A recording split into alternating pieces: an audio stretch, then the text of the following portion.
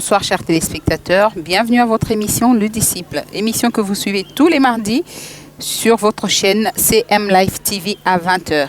Nous revenons encore ici avec un sujet que nous avons déjà entamé depuis des semaines sur l'aurore. Nous avons notre invité que vous connaissez déjà, il n'est plus à présenter, c'est un habitué de l'émission, le pasteur Freddy Ilunga. Bonsoir pasteur. Bonsoir. Vous allez bien, j'espère? Oui, je vais très bien. Et toi? Je vais toujours très bien, pasteur. Pasteur, je suis très contente, très heureuse de te recevoir encore ce soir sur ce plateau. Déjà, le fait que nous puissions nous voir, c'est la grâce de Dieu. Et nous ne pouvons que louer et glorifier le Seigneur pour ça. Donc, nous revenons ici encore pour édifier nos téléspectateurs, pour édifier tous ceux qui nous suivent de là où ils sont avec le thème que nous avons déjà abordé il y a des semaines sur l'aurore. La dernière émission, nous nous sommes arrêtés sur l'importance de la méditation. Donc, vous n'avez pas pu terminer votre plaidoirie, si je peux appeler ça comme ça. Vous n'avez pas pu développer jusqu'à la fin parce qu'on était buté à un problème de temps. C'est pourquoi nous avons souhaité revenir sur ce qui avait été dit pour vous donner un fil d'idée que nous puissions continuer pour édifier nos téléspectateurs, édifier tous les enfants des dieux qui nous suivent de par le monde avec votre intervention. La dernière fois, vous nous avez dit, on a pris le cas type de Moïse et Josué. L'ange était apparu à Josué. Il lui a demandé de prendre courage, de se fortifier et qu'il médite le livre de la loi nuit et jour pour qu'il puisse avoir du succès dans ce qu'il entreprend. Et on a vu aussi avec David, il a dit que quand il méditait, il était devenu plus instruit que ses maîtres. Il était devenu plus sage que ses maîtres par la méditation. Et vous nous avez montré que la méditation, c'était quelque chose de très important parce que cette méditation nous emmenait à réussir dans tout ce que nous faisons. Si nous voulons entreprendre quelque chose, nous devons méditer. Si nous voulons devenir ou faire un métier quelconque, nous devons méditer. Et nous nous sommes arrêtés par là. Alors nous voudrions continuer pour que vous puissiez nous montrer encore une fois de plus l'importance de la méditation. Parce que pour bien faire quelque chose, il faut comprendre son importance. Quand on ne connaît pas l'importance, et on ne pourra pas mettre ça en pratique. C'est fini? J'ai posé ma question. Tu as déjà posé la question. Oui, que nous puissions continuer sur ce que nous avons commencé. Oui, que nous puissions continuer là où nous nous sommes arrêtés. Je vous ai fait un résumé de là où nous nous sommes arrêtés. Comme ça, nous pouvons continuer avec l'importance de la méditation dans la vie des enfants des dieux. Très heureux de m'avoir encore accordé la parole ce soir pour que j'entre en contact avec ceux qui nous écoutent et ceux qui nous aiment et ceux qui aiment notre émission et ce petit moment de partage avec nos chers amis téléspectateurs. Donc, je reviens exactement avec le premier cas et le second. Le premier cas, c'est celui de Moïse. Et le second, c'est celui de David. Oui. Et David s'est inspiré sur base de ce que Dieu avait fait avec les anciens. Les anciens, c'est le Moïse, les Josué, et ainsi de suite. Mais il est la personne qui a plus exploité la présence. David a vraiment exploité la présence. Oui. Il a compris le mécanisme et comment s'approcher de Dieu. Il en a fait beaucoup d'expériences et c'est pourquoi beaucoup de grands lecteurs de la parole, ils aiment cet homme de Dieu, ce roi qui n'était pas simplement roi, il était aussi vraiment un roi prophète. Parce que dans ses cantiques, nous voyons la prophétie, nous voyons la prédiction, il prédisait le futur. Et par exemple, quand vous prenez l'écriture, il dit, c'est comme un agneau qu'on amène à une boucherie, ainsi de suite. Vous verrez que cette écriture, plus tard, ça s'est manifesté. Et le Seigneur dit à mon Seigneur. Donc, vous voyez que le Seigneur s'adressait à son Seigneur. C'est comme si ça lui concernait, mais cependant, il n'était ni de près ni de loin par rapport à ce qu'il chantait. Mais c'était toute une prophétie et ces paroles concernaient une autre personne qui est la personne de Jésus-Christ. Oui. Voilà. Donc, c'est pour cela, ce soir, nous voulons encore revenir en prenant ce grand homme, ce vaillant homme qui a vraiment saisi et qui a bien compris la méditation. Je relis encore, là où nous sommes arrêtés, dans le psaume 119, au verset 97 plutôt, je prends 97, il dit ceci, ou 97. Il dit ceci: combien j'aime ta loi. Oui. Il commence par l'amour. Il commence à manifester l'amour. Oui. Il parle de ce qu'il ressent des choses de Dieu. Et en parlant de l'amour, il a canalisé cet amour vers les principes et les lois que Dieu a établies dans l'univers. L'univers, oui. Il dit, j'aime ta loi. Elle est tout le jour l'objet de ma méditation. Nous voyons la loi d'une part, et de l'autre part, nous voyons la méditation. Non, la méditation n'est pas vague. La méditation est canalisée. La méditation est faite sur base d'un point bien défini. Alors, c'est sur base de ces lois, c'est-à-dire il a découvert quelques lois, ou toutes les lois, toutes les lois de l'Éternel, et quand il a découvert, il a commencé à exploiter une par une. Et en exploitant, c'est par la méditation, selon toujours les versets là que tu venais de nous lire. Nous sommes maintenant au verset 99 ou bien 99. Il dit ceci: je suis plus instruit que tous mes maîtres.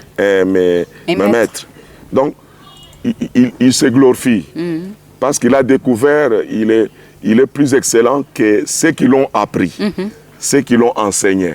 Il était dans la joie de partager cela avec toi et avec moi aujourd'hui. Mais qu'est-ce qui a fait qu'il soit plus instruit?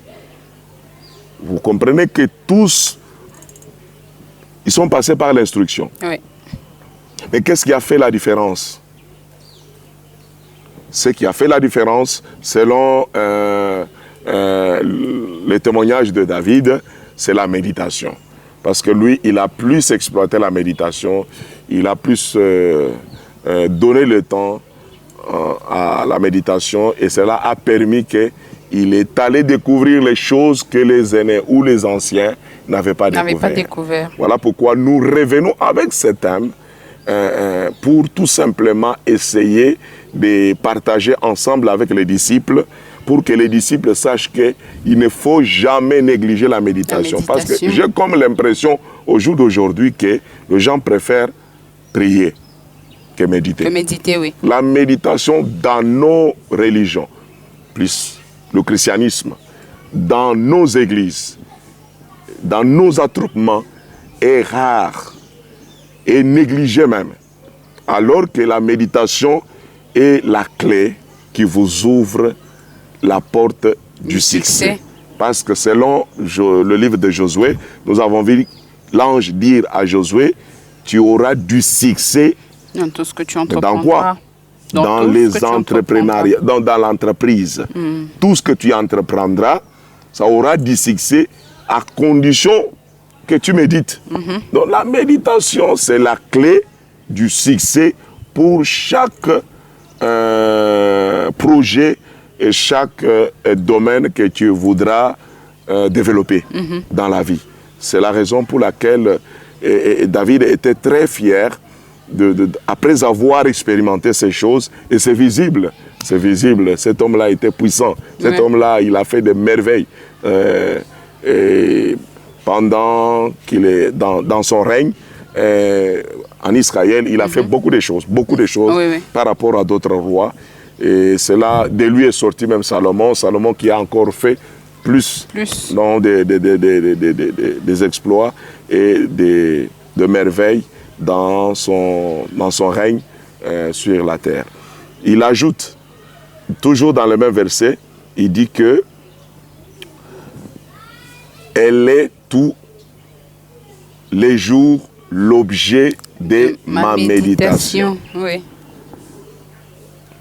La loi devient l'objet, c'est-à-dire que tout ce que lui fait David ne peut jamais faire quelque chose sans méditer. recourir à la loi.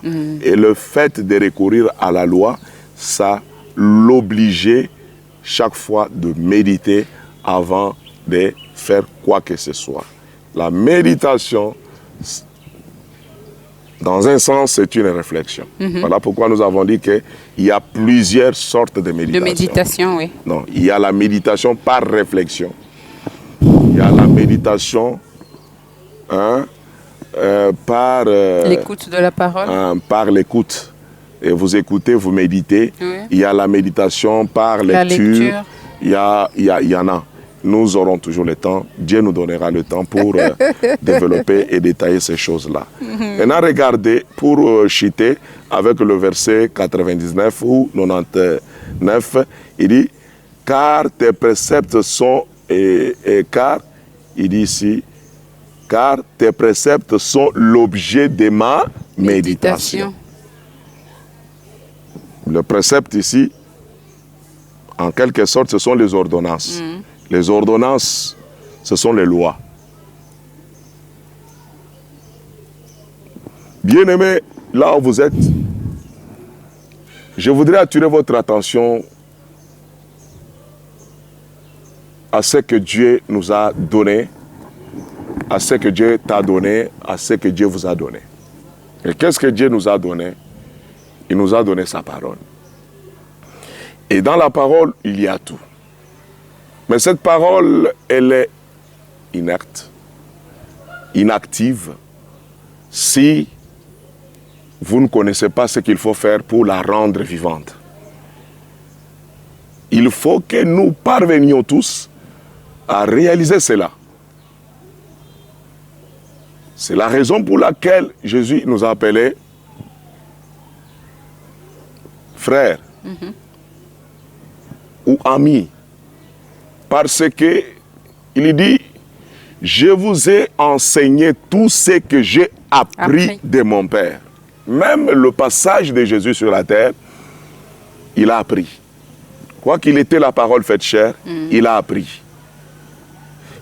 Et si lui a appris, toi aussi tu dois apprendre. Mais comment as-tu appris? C'est ça la question que nous nous posons et tu te poses toi aussi. Et en se posant cette question, tu arriveras toujours à une réponse parce qu'à chaque question biblique, il y a une réponse biblique. Quand il a fait 40 jours de jeûne, il n'était pas simplement là en train de rouler par terre, en train de parler, mais il était en train de travailler. Il était en train d'apprendre. Il était en train de méditer. Et il a gardé la constance toute sa vie. À telle enseigne que la Bible nous apprend que il y a plus d'une écriture dans la Bible où nous voyons, où il nous dit que à chaque aurore, il se levait et il allait en prière. Oui. Et en ce moment-là aussi, c'est là que nous allons voir et écouter l'histoire de David. Il dit ceci. Nous sommes toujours dans le même livre. Le livre de Psaume. Psaume toujours. Nous prenons maintenant le verset 147 ou 145. Je t'invoque de tout mon cœur, exauce-moi. Verset 147. Je t'invoque, psaume 119, toujours le même psaume. Je t'invoque de tout mon cœur, exauce-moi, Éternel, afin que je garde tes statuts. Je t'invoque, sauve-moi, afin que j'observe tes préceptes. Je dévance l'éveil, j'ouvre les yeux pour méditer ta parole. Voyez-vous, il dévance l'éveil. Or, dans la nuit, nous avons plusieurs veilles, plusieurs veilles dans cette émission, oui. Mais il dévance l'éveil. Mais généralement, quand Jésus est venu, il était la parole faite chair, comme nous l'appelons. Il est Dieu, il est prophète, il est. Il est le reflet de Dieu sur la terre aujourd'hui. Oui. Il est le représentant de Dieu sur la terre aujourd'hui. Malgré toutes ses qualités, il ne s'est pas fié sur ses qualités, mais il a suivi la voie que Dieu avait déjà tracée. Il n'a pas voulu tracer une nouvelle voie. Il a suivi la même voie que Josué, il a suivi la même voie que Moïse, il a suivi la même voie qu'Abraham, il a suivi la même voie que David. Il s'est réveillé tôt le matin à l'aube et il priait. Il priait tôt le matin. Et à ce moment-là, qu'est-ce qu'il faisait? Il faisait exactement comme David le faisait. Vous voyez, il priait. En même temps, il nous dit, il ne s'arrêtait pas simplement à la prière, mais il faisait aussi de la méditation. Vous voyez, il dit, je médite ta parole. Pour méditer ta parole, écoute ma voix selon ta bonté, rends-moi la vie selon ton jugement. Donc, David est en train de nous exposer, de vous partager ses expériences. Et comme vous vous souvenez que dans le Nouveau Testament, on nous a dit quelque part que ceci est arrivé pour notre instruction. Oui. Et nous servir d'exemple. C'est-à-dire, aujourd'hui, nous avons quand même des repères. Si nous sommes coincés, nous regardons la vie des patriarches, nous regardons la vie des juges, nous regardons la vie des rois, nous regardons la vie des prophètes, nous regardons la vie de tous ces grands hommes de Dieu. Nous pouvons voir, quand ils se sont retrouvés dans les mêmes circonstances, quelle a été leur attitude et comment ils s'en ont pris. Nous aussi, si nous découvrons leurs secrets et que nous appliquons cela aujourd'hui, le même Dieu, parce qu'il est le même, il est dit, il est le même hier, aujourd'hui et éternellement. Ce qu'il a fait hier, il le fera aujourd'hui, ce qu'il fait aujourd'hui, il le fera demain, ainsi de suite. Voilà la raison pour laquelle je vous interpelle. Je vous interpelle, ma soeur, à prendre ces choses avec beaucoup de sérieux. Oui. À revenir sur la méditation. Église, revenons sur la méditation. Nous avons beaucoup prié, nous avons beaucoup parlé à Dieu, mais il s'avère que toutes nos prières n'ont pas trouvé l'exaucement. Oui. Alors, revenons sur la voie tracée parce qu'il n'y a pas, on ne peut pas fabriquer une nouveauté aujourd'hui. Avec Dieu, avec sa manière de transmettre les connaissances, ce n'est pas comme ça. Oui, oui.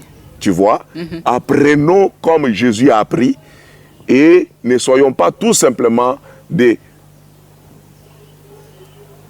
observateurs ou des auditeurs, oublieux. mais pas simplement auditeurs oubliés, mais soyons des acteurs. Devenons nous-mêmes des acteurs. Les acteurs de notre propre C'est de cette façon-là que nous pouvons prendre les choses de Dieu. À ce moment, je pense qu'il y aura un réveil dans chaque famille. Il y aura un réveil dans la vie de tout et chacun de nous. Ça, c'est vrai. Voyez-vous. Alors, comme nous venons de le constater, David dit qu'il avance, il dévance l'éveil. Il ouvre les yeux, c'est-à-dire qu'il était en train de dormir. Il ouvre les yeux. C'est pendant la nuit. Et le moment propice, c'est l'aurore. L'aurore, c'est vers la 4e veille. Et 4e veille, c'est 4 heures du matin. 4 heures du matin, oui. Alors, et vous vous levez tôt à ce moment-là. Pourquoi seulement 4e veille? Oui, nous parlerons aussi de minuit. Mais le moment de communion, le moment de l'instruction, le moment d'orientation, le moment de réception, c'est à minuit. Où vous vous attendez à Dieu, où vous entrez en communion avec lui, où vous attendez ses directives, où vous attendez ses orientations, ses révélations, où il vous révèle votre activité dans ce monde aujourd'hui. Ce moment est le moment propice, c'est le moment où tout est à zéro. Vous comprenez, même les énergies. Et là, il se passe beaucoup de choses, peuple de Dieu. Voilà pourquoi nous revenons à ce que Job avait expérimenté. Voyons que dans le livre de Job, un moment. Job Oui. chapitre 33 et chapitre 38, verset 33. Nous voyons que dans ce livre-là, il est dit, connais-tu les lois du ciel? Règles-tu son pouvoir sur la terre? on a posé la question à Job pour savoir si réellement, dans toutes ses plaintes, il est là à se plaindre, parce qu'il disait que non, l'arbre a de l'espoir, mais l'homme, la vie de l'homme est sans cesse agitée. Il dit, pourquoi suis-je un homme? Je maudis les jours de ma naissance, parce que les circonstances, la difficulté que tu traverses, les problèmes qui t'environnent pourront te conduire à maudire même Dieu, à accuser même Dieu. Vous voyez, Job est arrivé à ce niveau où il a maudit les jours de sa naissance. Mais heureusement, il n'avait pas maudit Dieu. Il a maudit les jours de sa naissance. Il a demandé même à l'Éternel qu'il les cache dans le Sheol en attendant que ce temps passe pour qu'il revienne. Tu vois? Mais à la fin de toutes ces choses, il a été visité par l'Éternel dans un tourbillon, ou sous forme d'une tempête. Et la voix est sortie du tourbillon en parlant, s'adressant à Job. Et il a posé toute une série de questions. Parmi les questions, nous relevons cette question ici. Il voulait connaître si réellement Job comprenait le mécanisme, s'il saisissait réellement ce qui peut ramener la vie qu'il avait auparavant, ce qui pouvait racheter sa vie, ce qui pouvait rédempter sa personne. Mais à partir de cette question, cette série de questions, nous constatons que Job avait vraiment beaucoup de manquements. Et voilà, Dieu dit à Job, connais-tu les lois du ciel? Nous avons lu dans Psaume, c'est lui qui trouve son plaisir dans la loi de l'Éternel. Il s'avère que Job n'avait plus de plaisir pour les lois de Dieu. Donc, Dieu a tout fait, il a mis tout dans un principe. Et quand vous marchez selon un principe, vous avez toujours des résultats, que vous soyez de la gauche, que vous soyez de la droite, que vous soyez noir, blanc, jaune, rouge. Cela, c'est au-delà des races, cela, c'est au-delà de vos qualifications, cela, c'est au-delà de votre âge, cela, ça dépasse tout ce que vous êtes. Si vous en saisissez le mécanisme et vous avez le principe, vous aurez les mêmes résultats. Les résultats seront constatés dans votre état et n'importe où on trouve le peuple qui saisissent ces principes, ils auront le même résultat partout. Hein, Sœur Blandine? Tu vois un peu? Donc c'est merveilleux ces choses ici. Oui, c'est très merveilleux. Il est bon qu'on partage et cela aidera toujours. Et ça nous a toujours aidé. Ça nous aide beaucoup. Voilà. Ça nous aide beaucoup. Parce donc, que là, ce soir, nous venons d'apprendre que tout ce que nous faisons, nous devons méditer. Et nous avons vu tout au long du parcours de David, leur vie, c'était la méditation. Et donc, si nous, on s'applique, on verra aussi les résultats. Et ça aide beaucoup les enfants des dieux, ça édifie les enfants des dieux dans leur marche. Parce que comme nous sommes là, tout le monde veut que ce qu'il fait puisse toujours aller de l'avant. Mais pour aller de l'avant, il doit connaître les principes. Tant qu'il ne connaît pas les principes, ça va être difficile. C'est pourquoi nous partageons avec les enfants des dieux, nous partageons avec le peuple des dieux pour que nous puissions connaître ces principes, pour que nous puissions comprendre ces principes-là. Et ça va nous aider dans notre marche chrétienne, ça va nous aider dans notre vie de tous les jours et ça va nous aider à résoudre beaucoup de problèmes. Ça va nous aider à éviter à Dieu beaucoup de questionnements parce que je comprends que Dieu a tout mis dans la Bible. Il a mis tout dans sa parole. Il a tout mis dans sa parole. Il nous a dit, méditez et tout vous réussira. Donc si nous voulons que tout nous réussisse, nous devons méditer. Mais une chose, l'homme aime toujours tracer sa propre voie. Nous le constatons avec Adam et Ève. Une fois que ils ont péché, au lieu de s'attendre à l'Éternel, ils ont cherché à faire quelque chose sans la conduite, sans orientation, sans avertissement, sans communication. Ils ont cherché les feuilles de figues pour couvrir leur nudité. Au lieu d'attendre Dieu, mais tout ce que l'homme peut faire pour se débrouiller, ça a des limites. Ça ne vit pas long. C'est pour une courte joie, une courte durée. Tu vois un peu. Maintenant, Dieu, au soir, il est venu pour les corriger et les ramener sur la voie que lui a tracée. C'était la voie qui était consistante. Cette voie, quand vous vous retrouvez, vous avez ce qui dure. Vous avez ce qui persiste. Non, ce qui résiste. Hein? Qui résiste aux tempéries. Parce que quand Dieu a immolé, il savait qu'il y aura des soleils. Oui. Quand le soleil va frapper, cet habit-là, ça ne pourra jamais... donc, voilà. Donc, c'est ainsi que vous voyez que l'homme doit apprendre à s'abandonner et à s'entendre uniquement à Dieu. En vous tout voyez? cas. Mais c'est ça l'erreur aujourd'hui.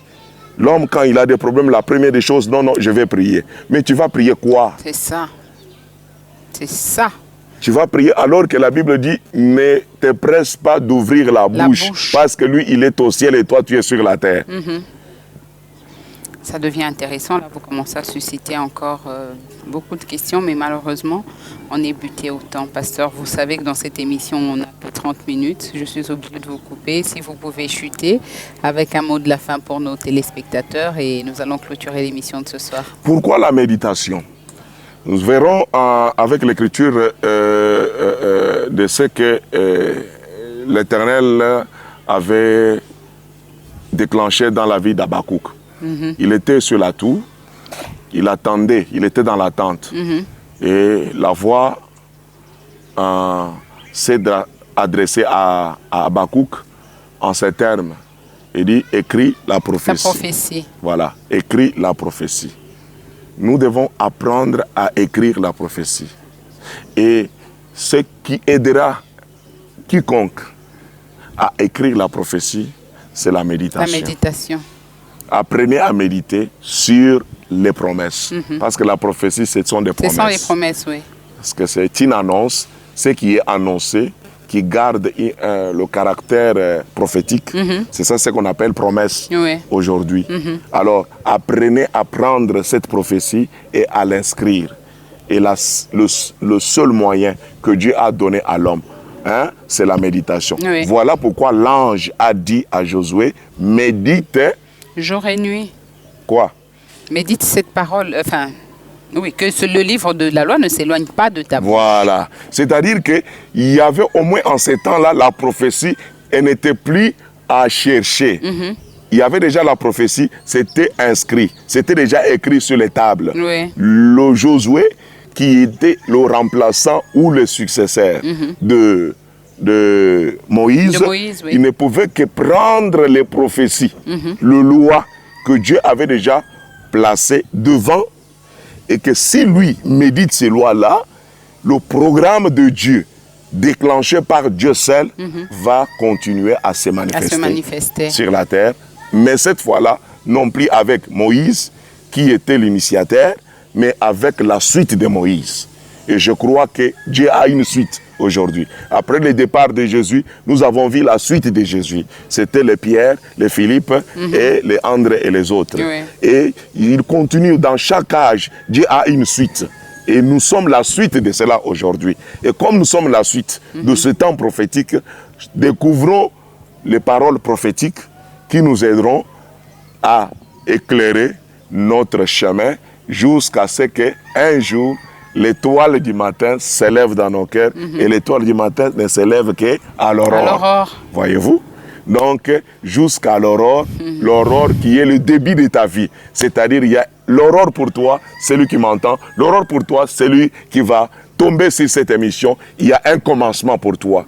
Et ce commencement, ça peut commencer peut-être juste au moment où tu tombes sur cette émission et Dieu t'ouvre les yeux et tu commences à voir clairement comme les disciples quand il a brisé le pain, leurs yeux s'ouvrirent et ils les reconnurent. Que mon Dieu ouvre vos yeux afin que vous reconnaissiez ce que vous êtes. Vous êtes un joyau sur cette terre. Vous avez de la valeur. Vous avez de l'importance. Vous êtes unique. Vous êtes un genre rare.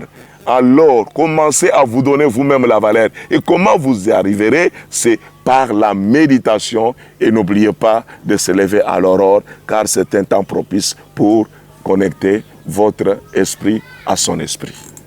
Merci beaucoup, pasteur. Merci beaucoup, chers téléspectateurs, de nous avoir suivis avec beaucoup d'attention. Ce soir, nous venons d'apprendre que nous devons inscrire la promesse. Et cette promesse, nous l'inscrivons au moyen de la méditation. Et la méditation, c'est une étape très, très importante. Et nous venons d'apprendre que c'est très important que nous puissions nous lever à l'aurore pour que nous puissions entrer en contact avec Dieu. Merci de nous avoir suivis avec beaucoup, beaucoup d'attention. Et nous allons, comme d'habitude, demander au pasteur de nous dire un mot de prière pour clôturer cette émission. Gracieux Père Céleste, encore une fois de plus, nous venons avec tes enfants qui sont dans les besoins embrouillés par les événements du temps moderne. Mais nous savons que toi, tu nous as fait la promesse que tu ne nous abandonnerais point, tu ne nous laisseras jamais comme des orphelins. Tu es toujours là. Et comme étant Dieu, nous te prions, Père éternel, sois l'intervention rapide pour tout celui qui est dans les besoins et surtout éveille chacun à saisir l'importance de la méditation et qu'il médite afin qu'il te trouve toi le seul qui peut solutionner leurs problèmes, le seul qui peut amener la paix dans leur vie, le seul qui peut délivrer, le seul qui peut consoler, le seul qui peut amener la joie, le seul qui peut amener la délivrance ainsi que la guérison. Qu'il en soit ainsi parce que c'est mon souhait devant toi au nom de Jésus-Christ. Amen. Amen.